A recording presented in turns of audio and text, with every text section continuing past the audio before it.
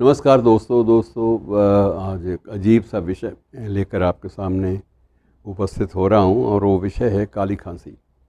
अब आप ये कहेंगे तो चिकित्सा शास्त्र की बातें हैं, मेडिकल साइंस का विषय है, इसमें क्या अतिरिक्त जानकारी हो सकती है। लेकिन मित्रों, इसमें भी जानकारियां हैं।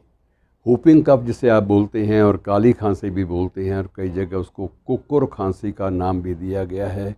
बोलचाल की भाषा में ग्रामीण अंचल में कुत्ता खांसी भी कह लेते हैं।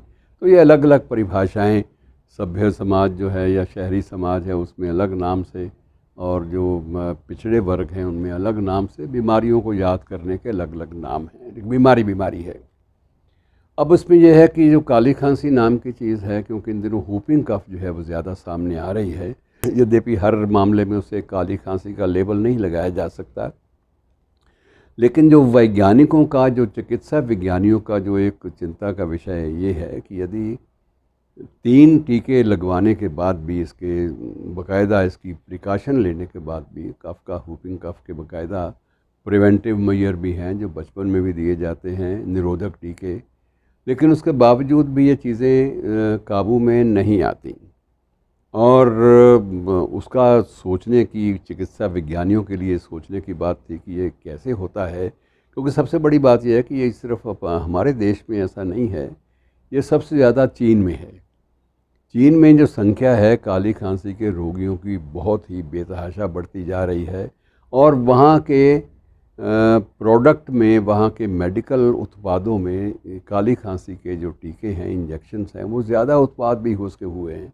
लेकिन उसके बावजूद सबसे बड़ी संख्या ये मानी जाती है कि वहाँ बाकायदा ज़्यादा चीन में पाए गए। और सिर्फ 1 वर्ष के पहले 2 महीनों में, 2024 के शुरुआती दौर में ही ये आंकड़े बताते हैं कि 32,380 लोग इसी रोग से चल बसे।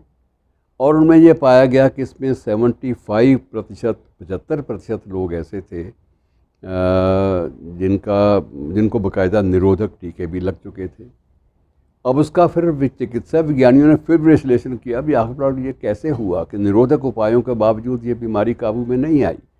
तो पाया यह गया कि इसमें प्रतिरोधक, जो रोग की प्रतिरोधक क्षमता, जिसे हम लोग इम्यूनिटी कह देते हैं, जिन लोगों में, जिन बच्चों में या जिन बूढ़ों में प्रतिरोधक क्षमता अपनी स्वाभाविक, प्राकृतिक जो है वो अगर कम है या कम थी, तो उनमें वो कैजुअलिटीज़ ज़्यादा देखी गई, क्योंकि में ज़्यादा लोग वो थे जिनकी प्रतिरोधक क्षमता थी ही नहीं।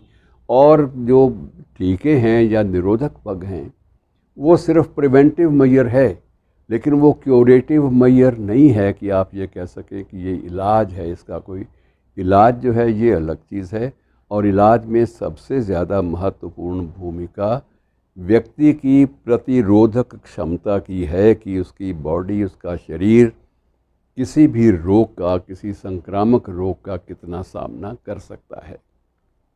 तो मित्रों, ये एक ऐसा विषय है जिस पर विचार करने के लिए, और ये सबसे बड़ी बात यह है कि गर्मियों के मौसम में, जैसे हमारे देश में आजकल गर्मी है, तो गर्मियों के मौसम में या जिस देश में भी गर्मी ज़्यादा पड़ती है, उन देशों में ये ज़्यादा, थोड़ा सा इनकी संभावनाएं ज़्यादा होती हैं, क्योंकि गर्मियों में ये होता है कि हम गर्मियों के मौसम के अनुकूल अपना खान पान, अपना बर्ताव, अपना रख रखाव मेंटेन नहीं कर पाते, उसको बना कर नहीं रख पाते, उस पर कहीं ना कहीं चूक हो जाती है।